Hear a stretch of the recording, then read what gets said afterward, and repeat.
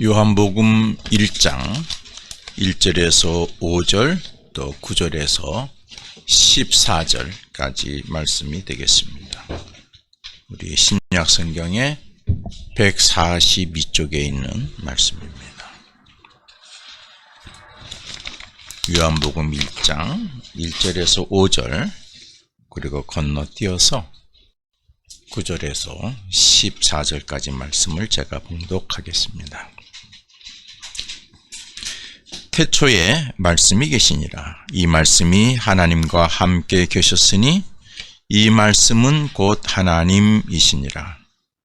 그가 태초에 하나님과 함께 계셨고 만물이 그로 말미암아 지은 바 되었으니 지은 것이 하나도 그가 없이는 된 것이 없느니라. 그 안에 생명이 있었으니 이 생명은 사람들의 빛이라. 빛이 어둠에 비치되 어둠이 깨닫지 못하더라. 9절 말씀. 참빛 곧 세상에 와서 각 사람에게 비추는 빛이 있었나니 그가 세상에 계셨으며 세상은 그로 말미암아 지은 바 되었으되 세상은 그를 알지 못하였고 자기 땅에 오매 자기 백성이 영접하지 아니하였으나 영접하는 자 곧 그 이름을 믿는 자들에게는 하나님의 자녀가 되는 권세를 주셨으니 이는 혈통으로나 육종으로나 사람의 뜻으로 나지 아니하고 오직 하나님께로부터 난 자들이니라. 말씀이 육신이 되어 우리 가운데 거하심에 우리가 그의 영광을 보니 아버지의 독생자의 영광이요 은혜와 진리가 충만하더라. 아멘. 할렐루야. 네. 성탄절입니다.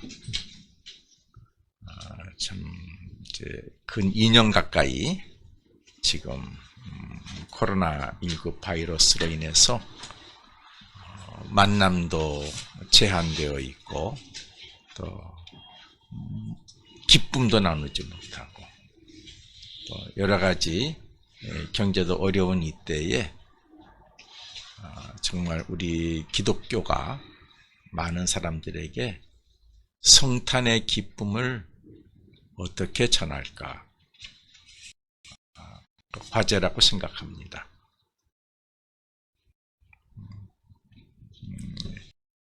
우리에게 성탄의 기쁨을 전하지 못하면은 우리 기독교의 존재 의무가 없는 것이죠. 그렇죠? 그렇죠. 우리끼리만 그저 기뻐하고 하면은 우리 기독교의 존재 의무입니다. 어떻든 기독교는 그리스도교는 세상의 빛이 되어야 되고 생명이 되어야 되고 지난주 설교를 드렸습니다마는 위로가 되어야 되고 그런 소망을 주는 우리 기독교가 되어야 됩니다. 제가 지난주일 성탄을 기다리며 소망해야 할 것이란 제목의 말씀을 드렸습니다.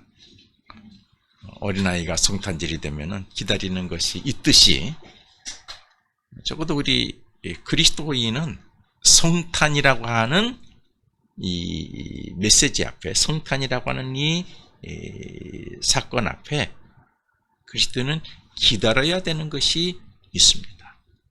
그것을 제가 이사야서 61장 1절에서 3절의 말씀을 중심으로 세 가지 기다려야 된다. 첫째는 위로를 기다려야 된다. 모든 슬픔에서 우리가 위로받을 것을 기다려야 된다. 그러니까 그리스도인은 성탄을 통해서 늘 위로를 받아야 되는 것입니다. 또 두 번째, 우리가 기다려야 될 것은 구원과 보상이라고 하는 선물을 기다려야 된다.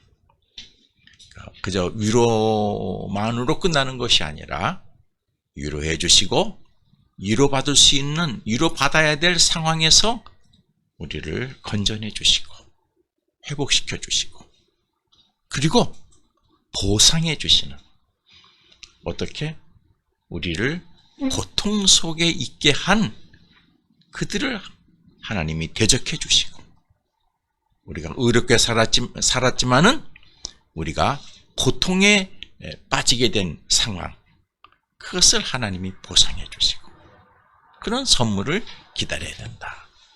세 번째는 하나님께서 하나님의 백성에게 주시는 복과 하나님의 영광과 찬송으로 우리를 덧입혀 주시는, 우리의 인생을 영화롭게 해주시는 그것을, 그 선물을 기다려야 된다. 그렇게 말씀으로 증거했습니다. 그러니까 여러분 생각해 보세요.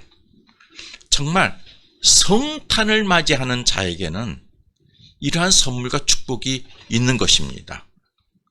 세상에는 돈을 가져야, 권력을 가져야, 많이 배워야, 가문이 좋아야 그 사람의 인생이 이렇게 드러내고 빛이 나고 잘났다 이렇게 자랑하지만은 가진 것도 없고 병약하고 배우지도 않았고, 그렇다 그러면은 모든 사람들로부터 천대함을 받는 자리에서 한 인생을 마치게 되는 것이지 않겠습니까? 우리 지구 곳곳에는 그러한 나라들도 많이 있어요. 이미 태어날 때부터 계급이 정해져 있어서 평생 비천하게 그 인생의 영화로움이라고 하는 건 아무것도 없고 그렇게 살다가 가는 인생도 많이 있는데, 적어도 성탄을 맞이하는 자에게는 하나님께서 어떤 선물을 주신다? 영광이라고 하는, 찬송이라고 하는 영화로운 인생의 옷을 덧입혀 주신다. 얼마나 축복입니까? 그렇게 제가 지난주 말씀을 증거했는데, 오늘 21세기를 살고 있는 우리들, 이 은혜의 선물을 가지고 메시아가 탄생하셨습니다. 그 탄생하는 날을 기념하는 오늘 성탄절입니다. 그러면 이 성탄절이 우리에게 지금 무슨 의미가 있느냐? 2000년 전의 사건인데 그 사건으로만 기억하는 것이라 그러면은 아무 의미가 또 없겠죠. 성탄이 오늘 내 인생에 2000년이 지난, 역사적으로 2000년이 지난 오늘 내 인생에 어떤 의미가 있느냐? 그 성탄하시는 메시아를 오늘 우리는 어떻게 만날 수 있느냐? 또 우리는 또 그분에게 어떻게, 그 성탄하시는 그분을 어떻게 경배할 수 있느냐? 그래서 그분이 가지고 온 선물을 우리가 꼭 받아야겠는데, 오늘 내 인생 속에서 어떻게 만나고 어떻게 경배할 것이냐 하는데 중심으로 오늘 말씀을 증거하겠습니다. 첫 번째, 우리가 성탄하시는 메시아의 본질이 무엇인가를 아는 것이 참 중요합니다. 우리가 사람을 만나도 그 사람의 본질을 알아야죠. 그 본질을 모르고 사람을 만나면 어떻게 돼요? 나중에 실망하고, 그 사람이 그런 사람이었어. 겉과 속이 다른 사람이었구나. 그렇게 되죠. 껍데기만 보면 안 되죠. 그 사람의 본질을 봐야 되죠. 마찬가지로 우리가 성탄하시는, 탄생하신 메시아의 본질을 아는 것은 참 중요한 것입니다. 오늘 본문으로 택한 요한복음 1장은 성탄하시는 메시아의 본질을 우리에게 아주 잘 설명해 주고 있는 말씀입니다. 사도 요한은 참 영적인 사람이에요. 그래서 요한복음도 기록했고, 특별히 요한계시록, 계시록이죠. 그렇죠? 계시를 받아서 쓴 글이죠. 굉장히 영적으로 예수님의 삶을 우리에게 증언했어요.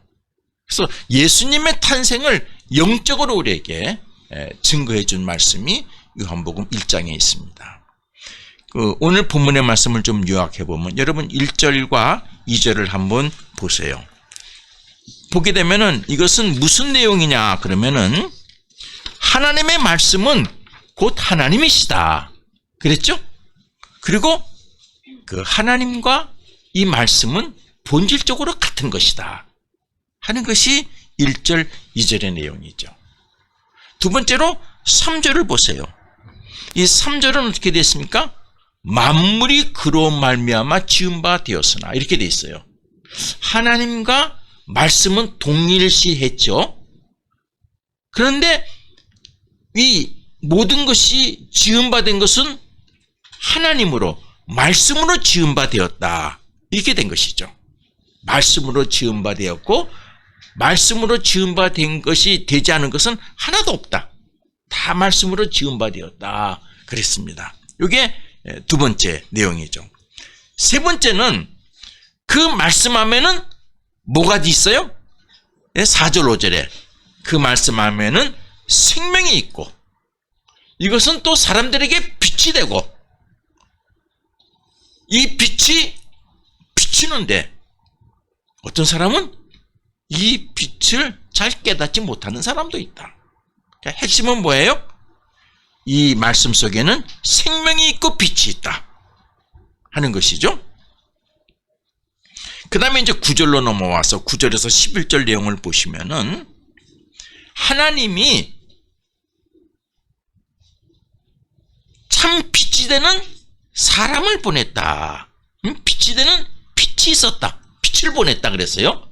그러니까 빛을 보냈다는 건 빛하고 뭐하고 동의어예요? 말씀하고 빛이 동의어죠. 말씀을 보냈다 그랬어요.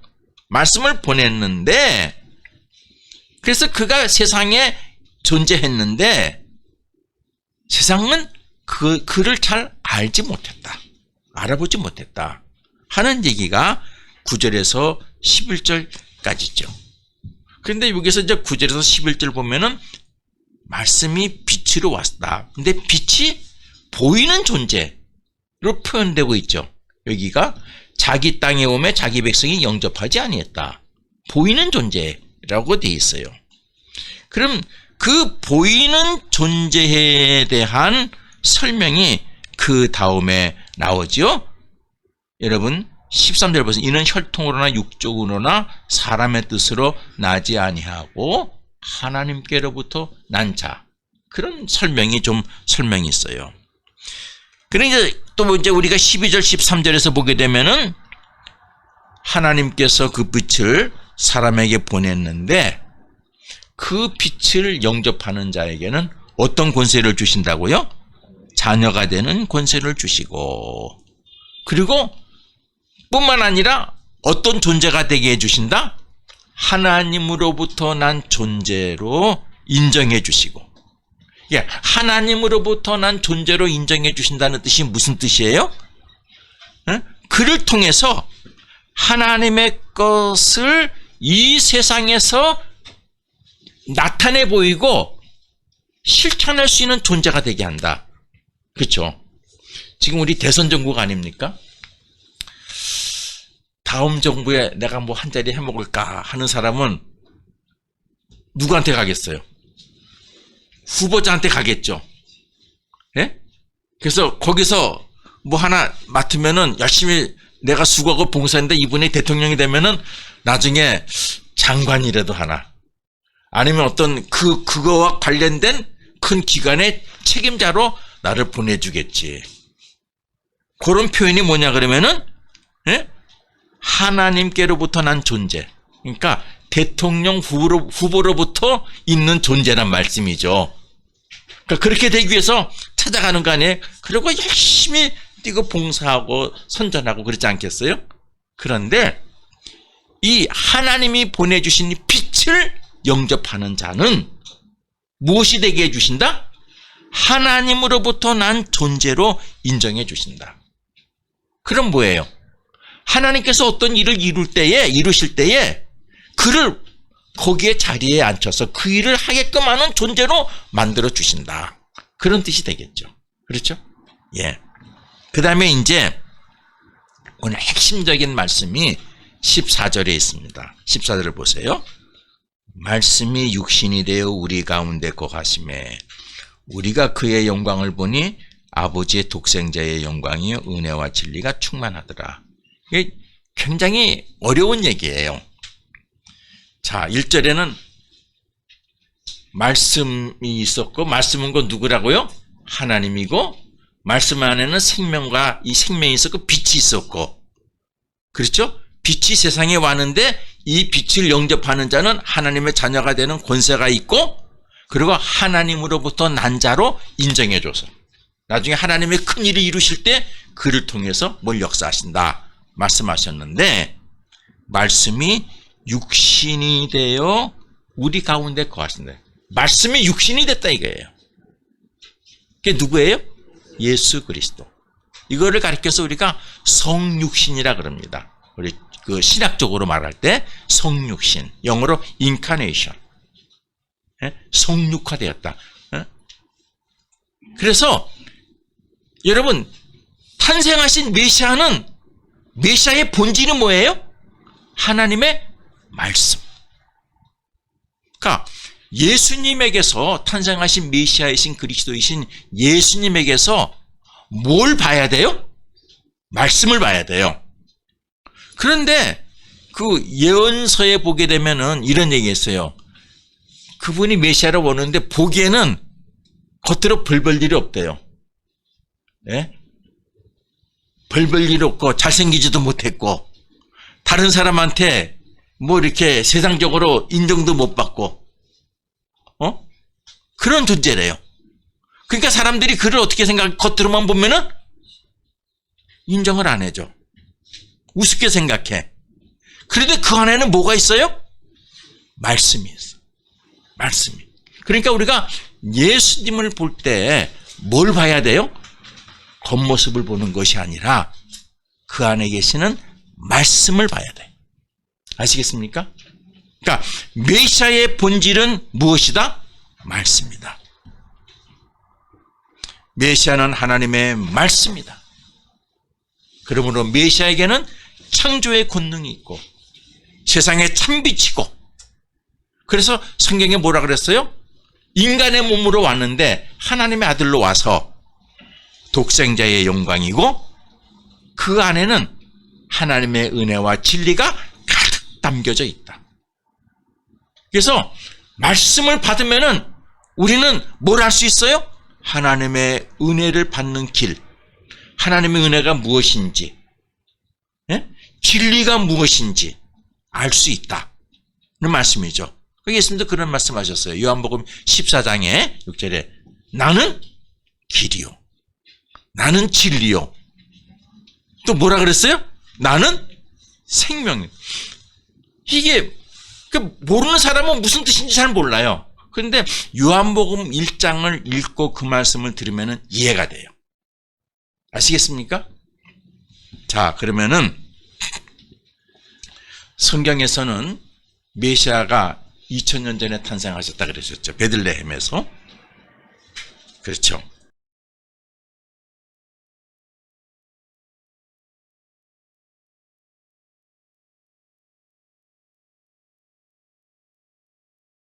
인정하신 적이 있어요.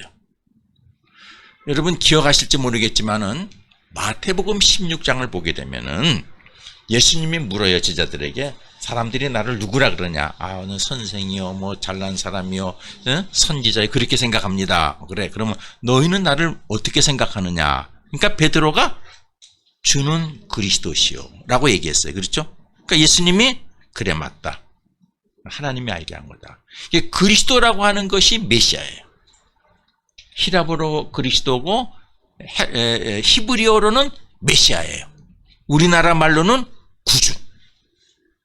구주, 그리스도, 메시아 다 같은 단어예요. 아시겠습니까? 그러니까 주는 그리스도시요. 그러니까 당신은 메시아입니다. 그러니까 맞다, 내가 메시아다, 그렇게 인정하셨어요. 또 예수님께서 나는 하나님과 같은 존재다 라고 말씀하신 적이 있어요. 요한복음 14장 9절에 보게 되면은 나를 본 자는 누구를 보았다? 아버지를 보았다. 그러니까 내가 하나님이다. 그러니까 이것을 들으니까 아주 전통적인 종교 의식을 가지고 있는 유대 종교 지도자들은 저 하나님을 모독하는 거다. 그래가지고 좀 문제가 된 것이죠. 싸움이 시작됐죠. 종교 싸움이 돼가지고 결국은 예수님은 종교 재판에서 희생을 당하지 않습니까? 그러니까 그렇게 말씀하셨어요. 저자들도 예수님께서 메시아이심을 증언했어요. 바울이 빌립보서 2장에 뭐라고 말했어요? 예수님은 그는 근본 하나님의 본체시다.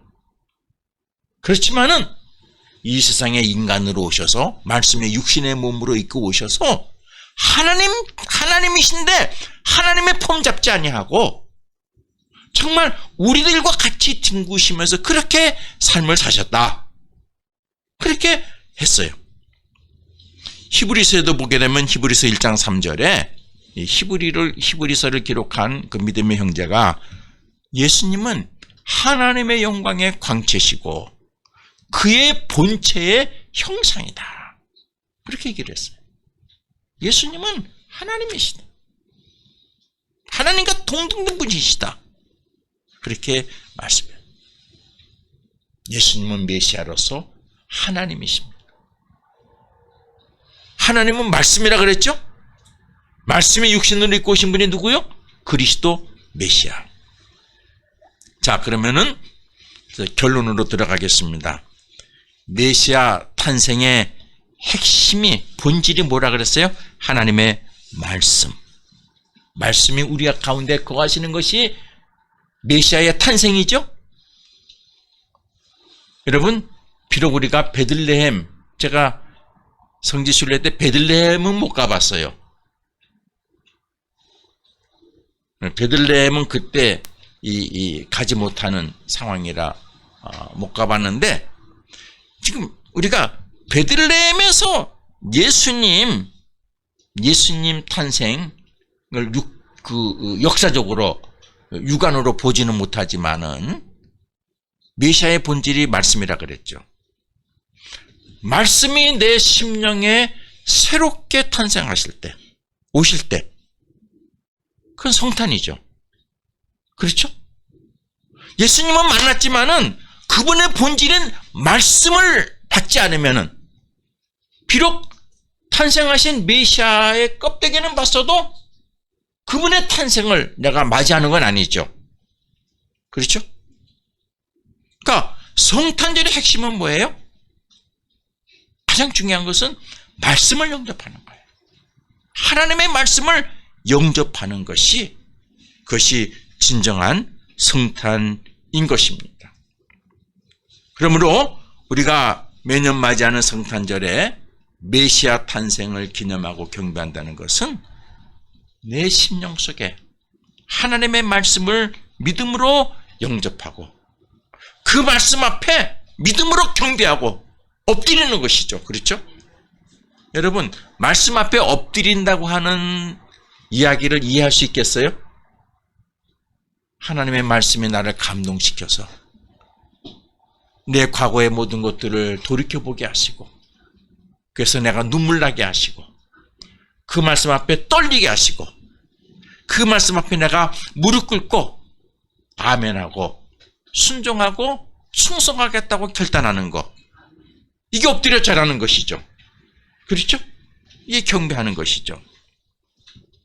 그러므로 성탄절의 메시아의 탄생을 기념한다는 것은 신앙의 가장 본질적인 메시아이신 예수를 모시는데 입으로만 아니라 예수 그리스도의 본질인 말씀을 내 심령에 모시고 말씀으로 임하시는 하나님 내 심령에 모시고 그 말씀의 권능에 붙잡혀서 그 말씀에 순종하는 삶을 새롭게 결단하는 신앙적 행위, 이것이 예수님의 탄생을 기념하는 것입니다. 여러분, 우리가 메시아, 오늘 성탄절 탄생하신 메시아에게 경배를 하셔야 되죠? 예? 경배하셔야죠. 그러면 경배하는 게 뭐예요? 우리는 말씀 앞에 엎드리는 거예요. 우리 해림교회 교인들이 하나님 말씀 앞에 엎드리는 믿음을 갖기를 원합니다. 그럼 문제가 해결돼요. 그렇죠? 그러면 하나 될 수 있어요. 그러면은 말씀을 빛으로 오시는 생명으로 오시는 말씀을 영접하는 자는 뭐가 된다고요? 하나님의 자녀가 되는 권세. 또 뭐라 그랬어요? 하나님으로부터 난 자. 하나님으로부터 난 자의 의미를 설명드렸죠. 그분이 만왕의 왕이 그분이 하시는 세계에서 그분의 하나님 나라에서 우리를 어떻게 하신다고요? 그 일에 핵심적인 존재로 써주신다. 아시겠습니까? 내가 비록 못나도. 그렇죠? 예. 제가 이렇게 잘생긴 얼굴은 아니죠. 제가 제 얼굴의 수준은 알아요. 키도 크지 못하고.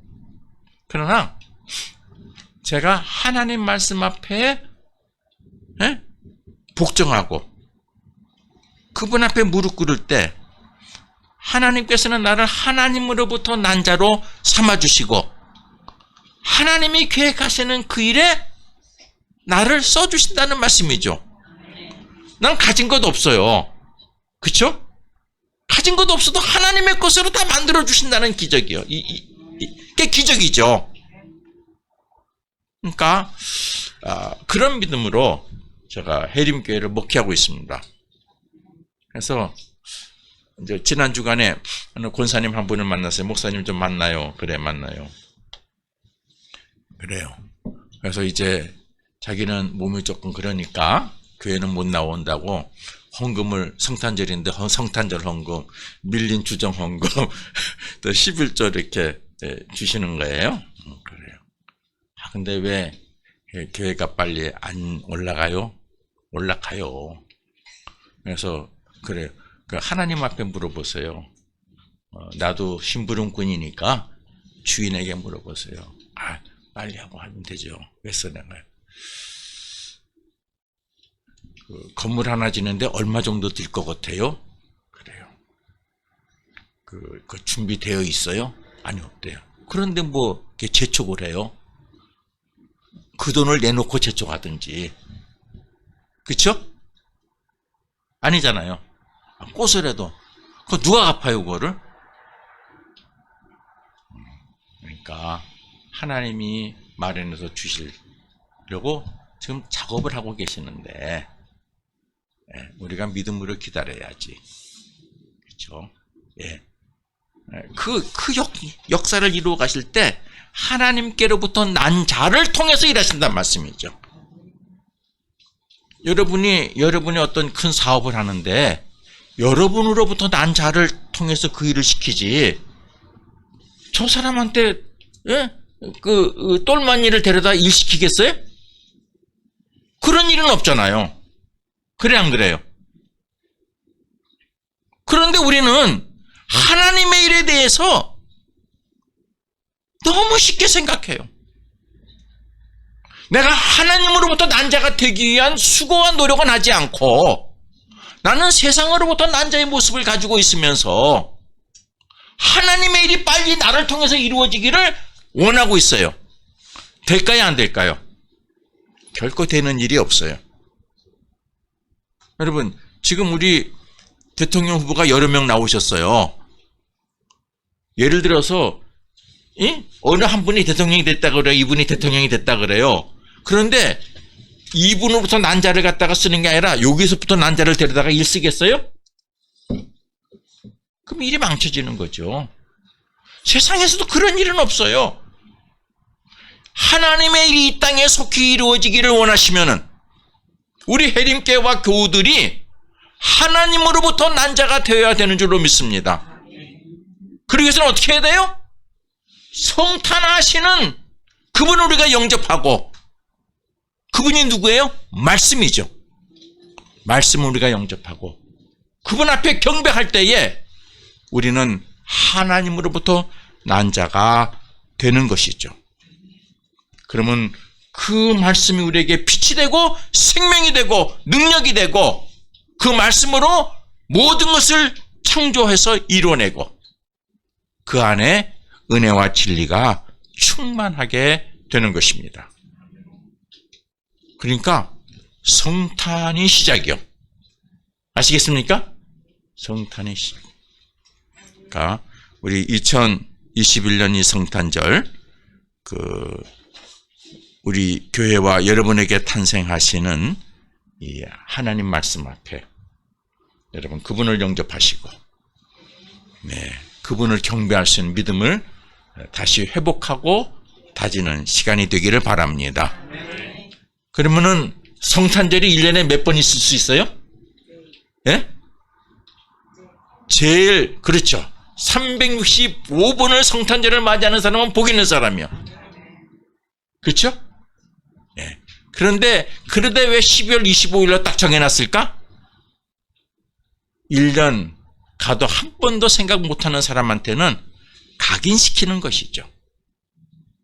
성탄을 영접해라. 탄생하신 메시아를 영접하라. 하게 각인시키기 위해서 절기를 만드는 거예요. 여러분 집안에서 추도일 있죠. 제삿날이 있죠. 왜 제삿날을 만들었어요? 평생 다 잊어버리고 살아. 그날이라도 기억하라. 그렇죠? 그래서 제삿날을 절기를 만들어 놓은 거예요. 추수감사절, 유월절, 수장절, 초실절 그거는 잊어버리고 살지 말라 하기 위해서 만들어 놓은 기념일이죠.